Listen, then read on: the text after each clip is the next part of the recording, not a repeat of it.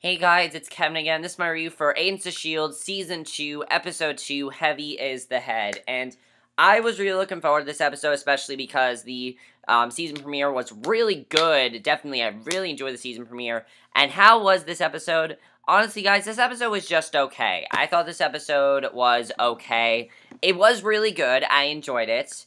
But my main problem was that the majority of this episode focused around the new character, Lance. Now, I understand they wanted us to get to know him a little bit more, but here's the thing. He's not a main character. It'd be one thing if he was a main character. He is actually a recurring character, therefore, it doesn't make sense to spend a whole episode around his story. I mean, I kind of made sense. That wasn't the whole episode, but the majority of it focused on him, and my only issue is that he's probably gonna die anyway, so, I mean, again, it'd be one thing if he was a main character, but he's not a main character, so let's just get the episode. So we see in the wrecked SUV, we see Lance, and of course, Isabel, he just killed her because she told him to, and Lance is trapped, and he calls to Idaho, but there's no answer. He hears up because Idaho's also dead, as we know. He's dead. So, he hears a motorcycle pull up, draws his gun, and Melinda kneels down to help him out. She wants to help him. She wants to get him out of there so he can be okay.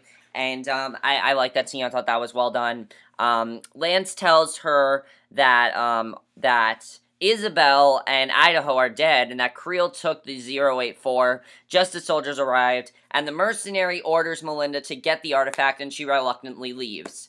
So, Lance then burns his way out, limps out just as the soldiers pull out and order him to surrender.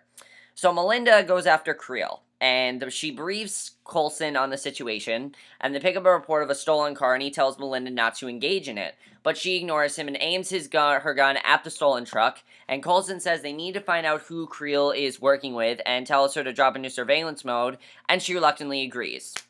So Skye and Trip then find the Quinjet back to the playground, and they check in with Coulson. And he tells them to turn the Quinjet over to Mack, who we saw a lot more of Mack in this episode. A lot more. I was happy about that, because Mack had one scene in the first episode, and he was kind of a pointless character, but now he actually has stuff to do, which I liked. Skye goes with them and says that the obelisk had the same symbols that Garrett drew. She wants to go after, but Coulson tells her that Lance has been captured and that if he compromised their location, then they will have to evacuate. See, here's my problem with this episode. This episode got in the way of focusing on the main characters. Like, for example, Skye didn't really have much to do. Everything she had to do was had to do with Lance. Everything in the episode had to do with Lance, and I had an issue with that because I want to see what the characters are doing, reforming S.H.I.E.L.D. That's the main plot of the season, is trying to reform S.H.I.E.L.D. and trying to make sure S.H.I.E.L.D's okay and get rid of Hydra. That is the main plot of the season. The main plot of the season is not getting new people for S.H.I.E.L.D. I understand they want us to get to know the new people, but they could have easily done this in like 15 minutes. We didn't have to do a whole episode focused around Lance. I just was not a huge fan of it. So, two soldiers end up driving Lance out to the middle of the field, untie him, they drive away, a helicopter lands, and Talbot walks over and introduces himself. He offers his hand, and Lance reluctantly shakes it, and Talbot tells him to get in. So at the playground, Mack is examining the Quinjet's cloaking device, and Skye comments that Fitz would be crushed if he saw they had a device he had been working on. And she's very mad at Jemma for abandoning their friend. She's mad at that. And all of them as well. Because, Jemma betrayed them to Hydra, basically. She doesn't work for them anymore. So Trip suggests that they don't tell Fitz, but Mack reminds him that Coulson wants the scientist to look at it and points out that Fitz has already come in. And he assures Fitz that he wasn't far off in his development. And Fitz is stammering, and through trying to identify the components, and the mechanic asks Fitz to help him, and Fitz finally realizes that he can't, and he leaves, and Skye says that sometimes Fitz seems back to his old self, and sometimes he isn't, because, Fitz, really, as I said, is still going through a lot of, he still has a lot of issues going on because of what happened to him.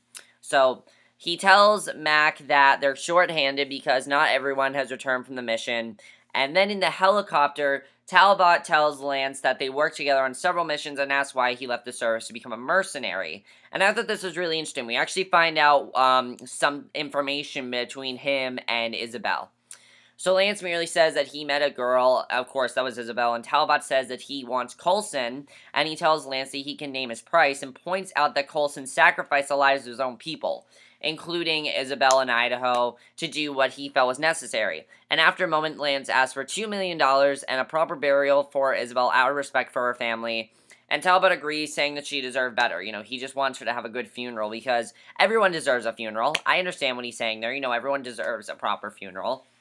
So Coulson is then in his office, and he's sending out an email to his contacts concerning the obelisk using Fury's black box. So when Skye comes in, she reports that Mack and Trip are working on the cloaking device, and she's available.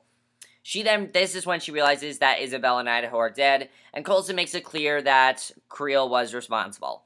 So, Skye wants to get out there, help Melinda bring in Creel, and demand to know what is going on with the obelisk. So Coulson tells her to go down, pack up Isabel's things, and as she goes, Skye tells him that he has to loosen up because it's not healthy for him to keep everything in, He has a lot going on inside of him, and he should just get that out. So, I agree with what she's saying there, definitely. I agree with that.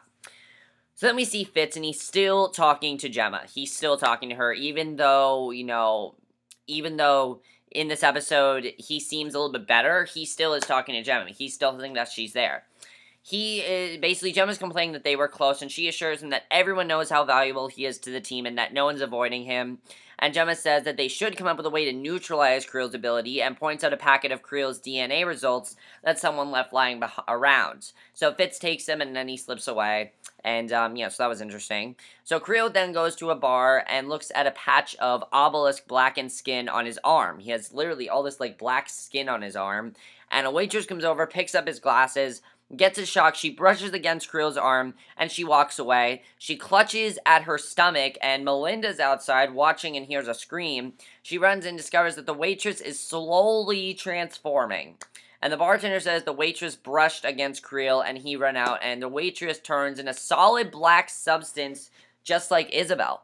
She just is, solid black. So she is poisoned. She's paralyzed now. So this seems to be what Creel's mission is. I feel like definitely Creel's mission at this point is to turn everyone into solid black substance. I think he wants to turn, especially S.H.I.E.L.D, definitely. He wants to get everyone in S.H.I.E.L.D and basically just turn them all into this black substance so that way they're paralyzed. That's really his plan here.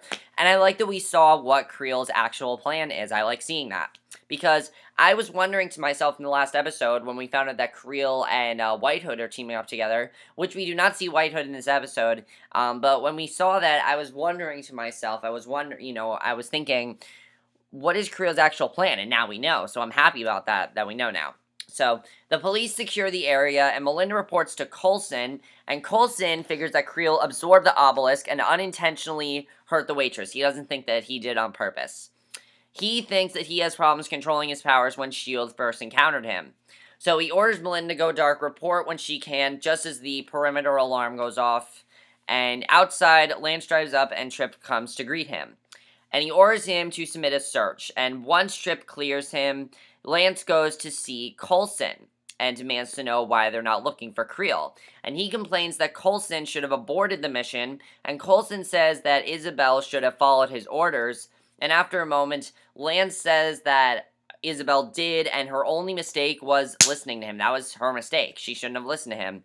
So Coulson asks if he took the deal with Talbot, and Lance admits that he has 48 hours to deliver Coulson, or he's a dead man. Literally, he has 48 hours. So that was really big there. And the mercenary says that he shook Talbot's details so he wouldn't lead them to Coulson, and he wants Creel.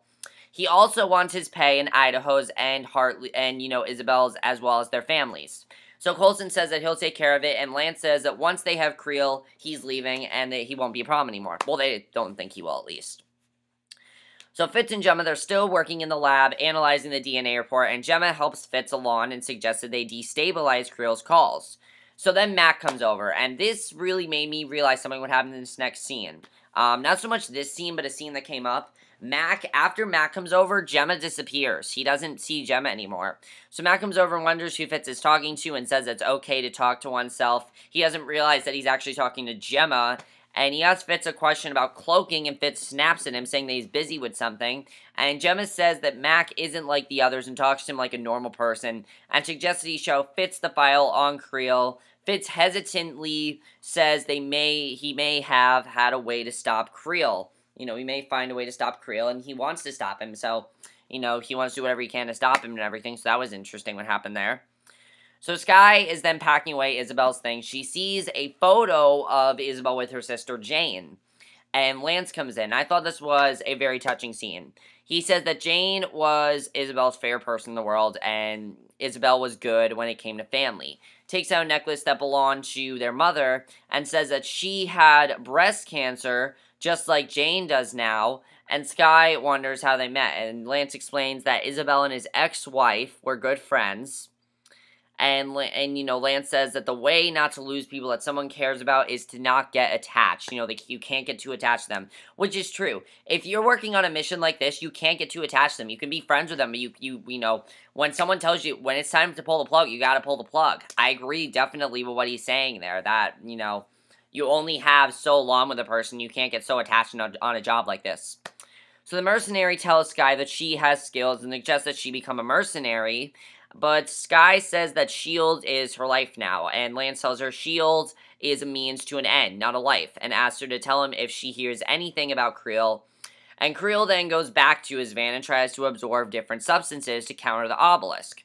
And nothing's working at this point. So he tries to contact S.H.I.E.L.D. without success, and a phone rings outside, and Creel checks it out, because he wants to see who's calling him, obviously. And discovers that someone has attached a cell phone into the wheel wall, and it's S.H.I.E.L.D. And S.H.I.E.L.D. says that they're being very cautious at this point, and Creel explains the obelisk has infected him. Completely, it's infected him. And I thought that was an interesting twist, that the thing that Creel wants most is infecting him. I thought that was definitely very interesting there. So S.H.I.E.L.D. assures him that he'll be taken care of once they have the obelisk, and he tells Creel to go to the secondary drop site now, because he has to go there. So he throws the phone away. A trio of chefs come out to a nearby restaurant. He snaps at them. And then we see Raina. Now, Raina's a girl who we have seen before, but I thought this was really interesting what happened with Raina. Raina steps out of the shadows and says that they have important things to discuss. She introduces herself and says she wants the obelisk, and reveals that she has a chunk of carbine, and is 3 times harder than diamond and can store energy.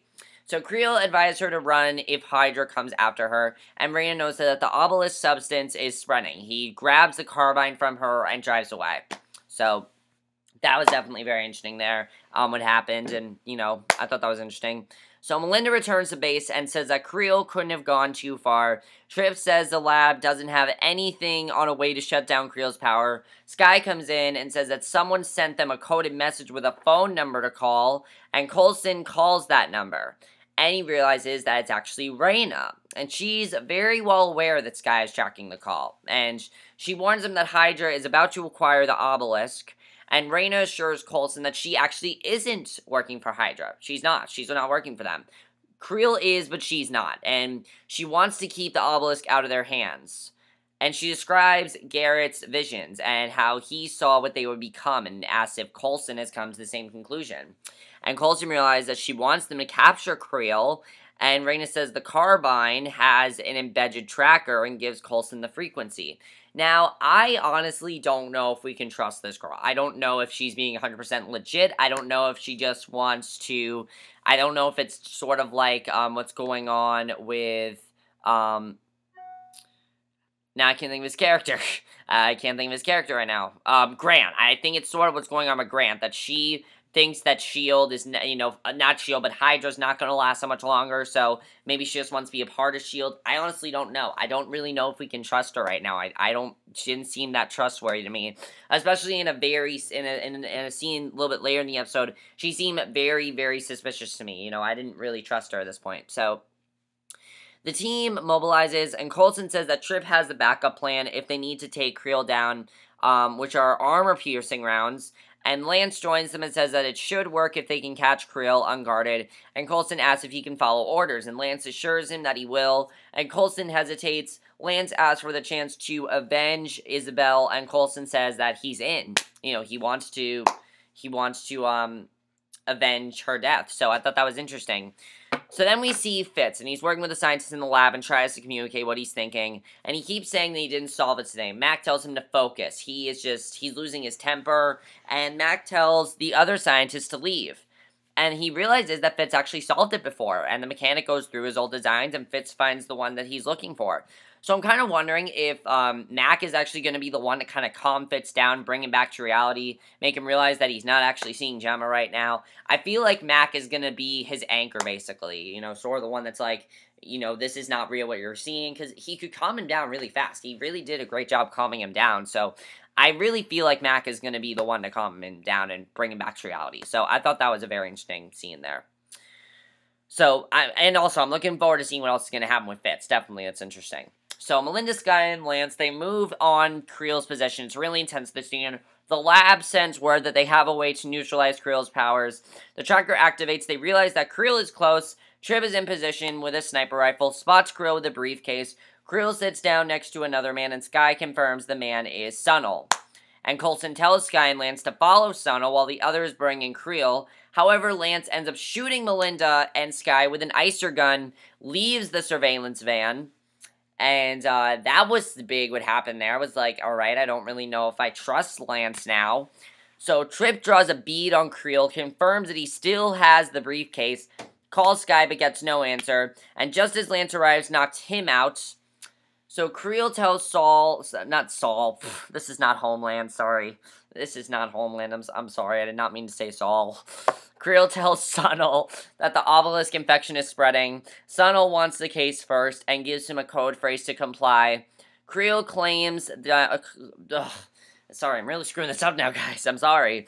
Creel calms down and the infection disappears. So, his infection's gone. So, I'm wondering if really Creel only can turn someone into, into complete stone when make him black, turn him into, freeze them and everything when he is completely pissed. I feel like that's the only way he can is when he's angry. So I don't know if that's true, but I feel like that's what's going on there. So Lance arrives and then fires an APB round just as S.H.I.E.L.D. reaches for the case. Creel absorbs the metal of the bench, deflects the bullet, and then charges at Lance, and Lance runs off. S.H.I.E.L.D. discovers that someone's been taking the case in the confusion, and that's Raina. And Creel chases Lance into a nearby building. The mercenary tries to fight him without success, and as Creel prepares to kill him, Coulson slaps Fitz's device onto his back, freezes him into place, glances at Lance, admits that he knew he betrayed them to get revenge for Isabel. He knew it. He knew it at this point. So I thought that was interesting. So then Isabel's given a hero's burial. That was good. I like what happened there. So yeah, basically that was the only really big action scene in this episode, which was disappointing because there were a lot of really big scenes in the last episode, and this one only really had one big scene. So, I mean, it was good, but this episode was definitely more of a building type of episode. So Lance watches from a distance and then puts the necklace in Jane's car, and Coulson arrives and Lance thanks him for arranging the burial, and he admits that he doesn't have any money and Talbot wants him dead. So Coulson decides to offer him a job, and Lance wonders how Coulson knows he won't go off on his own again. Coulson says he doesn't know that, but he doesn't have he can't fire him, and I like this scene because it's true. Coulson needs skilled people like Lance in the field because Coulson doesn't have that many people left. He just lost 2 members of his team, and he doesn't want to risk any more, he doesn't want to lose anyone else. So, in order for him to get S.H.I.E.L.D. starting again, he needs people like Lance. So, I thought that scene was very well done because it's true that Coulson really does need people like him. So, I thought that was very well done. So, Fitz and Mack then go over to the device. Mack asks how he built it with Jemma. The mechanic says he heard Fitz and Jemma were tight and says that it's tough to lose a good partner. He asks Fitz how he's been holding since he left. Fitz glances over at Jemma and says that he's okay. Sky and Melinda watch, and Melinda says that Fitz has changed. In response, Sky says that all of them have changed, including Coulson. And I thought this was really good with this scene, because Melinda was a little bit worried about Coulson here. Melinda says that Coulson has a lot on his mind rebuilding S.H.I.E.L.D., and he's worrying about the world. And Sky doesn't buy it, though, and says there's something wrong with him. So she asks Melinda if Coulson's okay, and the senior agent insists that he is. And later, Melinda confronts Coulson and demands to know why he went into the field before. She figures it's because he's overly stressed, and that's been 18 days since his last episode. But Coulson admits he's overdue, and Melinda tells him to give in. So after a moment, Coulson loosens his tie, takes off his shoes. Melinda lowers the shutters, puts down a sheet, takes out a knife, goes to the wall, and starts carving a symbol while Melinda records them. So I thought that was interesting what happened there. I don't know what he's going to do, personally. I honestly have no idea what he's going to do. But I think he's just so focused on S.H.I.E.L.D. that he's so focused on rebuilding S.H.I.E.L.D. and what's happened that he just has so much stress going on. I honestly don't know what's going on with Coulson. I don't know. Maybe you guys can tell me, but again, I did not see Season 1, so I don't know what's going on with Coulson. So, Raina takes the obelisk to a secret lab, and this really made me suspicious. At this point, I didn't trust Raina. The doctor comes in, and his hands are covered in blood. Not doctor like Doctor Who, not that doctor. His hands are covered in blood, and he tells her to pick it up. And after a moment, Raina hesitantly does so, and symbols appear on it, and they disappear after a moment. The doctor says it'll let her live, and she begs her to show her, and the doctor tells her to bring in his daughter, and he'll show both of them. So, I really don't trust Raina at this point. I don't think that I can trust her. After this, I'm like, yeah, I don't think this girl can be trusted. I really don't think she can. So, Coulson then waits in a field. 3 SUVs show up, and Talbot gets out and asks why he's there. This was sort of just a fun mid-credit scene. Coulson says that he brought him Creel as a peace offering and in a chronogetic storage chamber and advises Talbot to get him somewhere secure very quickly. He assures Talbot he's the good day and offers a deal. So Talbot gives S.H.I.E.L.D. some breathing room, and S.H.I.E.L.D. keeps giving him valuable prisoners. And Talbot admits that he's impressed that Coulson came out there with backup and tells him that they're hardly shields. And when he refuses, the cloaked Quinjet appears overhead, and Coulson tells him it's just the tip of the iceberg. The Quinjet draws a bead on Talbot. Coulson goes over to the other cloak plane, quickly leaves before they run out of fuel. And that's how this episode ended. And I gotta say, this episode, definitely, I had a lot of mixed feelings with it. There were some things I really liked. I really like Coulson's plot, where we see that he's under a lot of stress right now. I like seeing Fitz overcome this whole Jemma thing. I like seeing that. I think, as I said, Mack is his anchor. Mack is going to be able to get him out of this. I think Mack is going to help him with this, definitely. I liked seeing, I also like, what else? I like seeing, I did like the stuff with Lance. I liked it. I don't trust Raina. I don't trust her at this point. Lance, I trust him, but I don't know what's going to happen with him, honestly. I don't know what's going to happen with Lance, and Lance is a character who I do feel is going to die. I really do, because he's not a main character. He's not booked as a main character, so he can die. If they want to kill him off, they can. So, next episode, though, looks really intense. I'm really looking forward to it. Again, this episode is more of sort of a building type of episode. I do have one other question. What do you think is going on with Creel? I feel like Creel, again, his real plan is just to freeze everybody, turn them all into stone, and that's sort of like what he wants to do here. I really don't know. Creel is not exactly a menacing villain yet, in my opinion. Like, I think he's a good villain, but he's not menacing yet. He's not menacing enough, in my opinion. We need more of a menacing villain. This is a dark show. It's not like Guardians of the Galaxy, where you didn't really require a very menacing villain. This show requires a menacing villain, and what we've got of Creel so far, he's not been that menacing, so I'd like to see him be a little bit more menacing. Overall, this was a good episode. Was it as good as episode 1? No, but I still did enjoy it. Let me know what you guys saw this episode. I'll see you guys in my next video, which will be my review for Awkward. So I'll see you guys for that. Okay, bye.